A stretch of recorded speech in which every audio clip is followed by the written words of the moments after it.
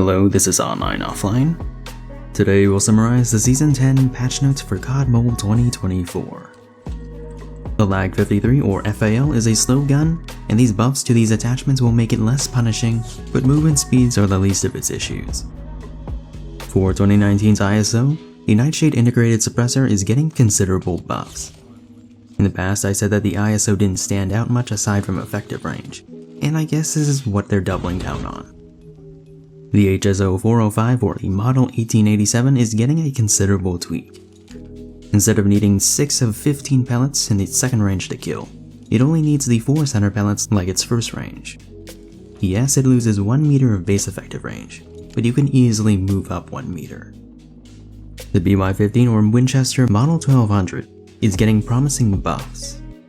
The reloads will be faster, and for the slug rounds, the max one-shot range with attachments will be increased from 25.6 meters to 28 meters. 2019's Olga will have a slightly improved initial bloom and an additional 10 rounds to its base mag.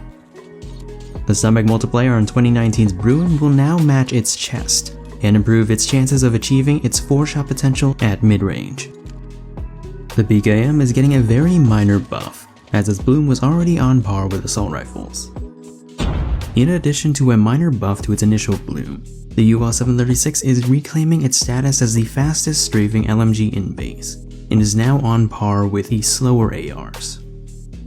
The bloom on the RPD will be on par with ARs, but the just buff is minor compared to what the Bruin received. Just when I thought the season was mostly minor LMG buffs, here comes a late addition to SMGs. 10 are receiving buffs to their reload cancel times, and this is fair given how quickly and easily you can time reload cancels on most assault rifles. The improved swap times for SMGs aren't specific, and it's going to take some retesting. Moving on to operator skills. The bolt charge from Infinite Warfare will have improved controls and collision physics. This is good because half of the time I crash into people, I just bounce off them. The Shadow Blade from Black Ops 4 is getting another buff this year, this time to the total cost for activation. Also from Black Ops 4, the Death Machine is getting another buff to its damage resistance. Not sure why this is a thing though. The Misdirection device will have its score earned nerfed, so you can't speedrun high level streaks as fast.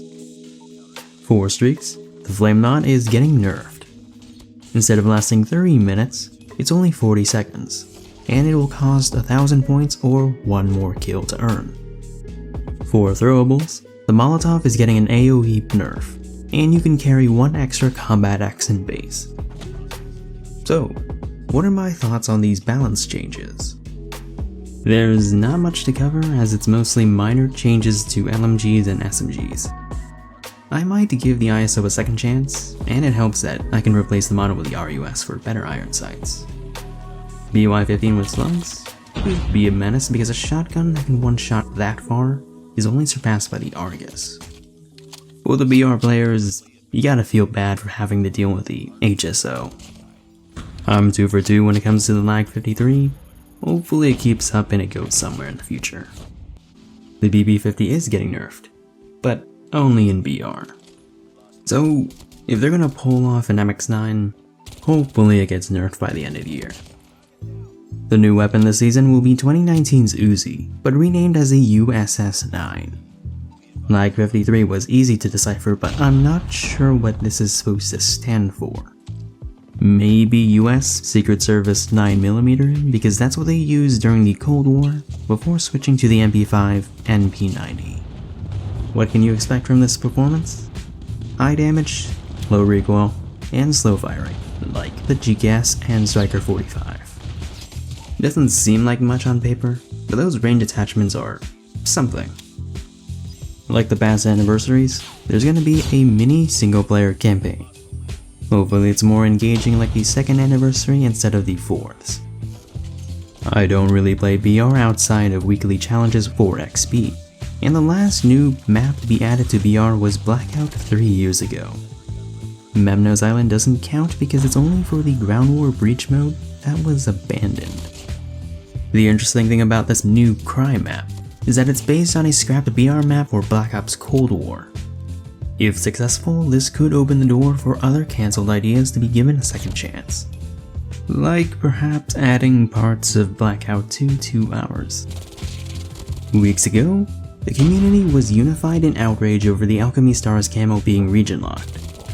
Now it will be unlockable for all as the renamed Dream Aurora. For tacticals, devs are interested in adding a Douser grenade that extinguishes fire. The thing is that we have Flak Jacket, we have Dauntless, we have operator skills with damage resistance. You can already put out cryos with thermites and molotovs, so why not make it work both ways? This has been a long time coming, but we are finally getting a new, free execution to go with the original and those exclusive to Mythic skins.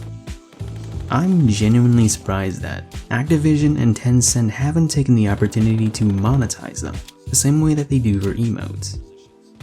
But hey, that's just my opinion. I guess any major balance changes are taking a backseat as we celebrate the 5th anniversary. From the poll, it seems that you guys want the CRG 20mm. So that's what I'm gonna do next. My name is On, and I'm off.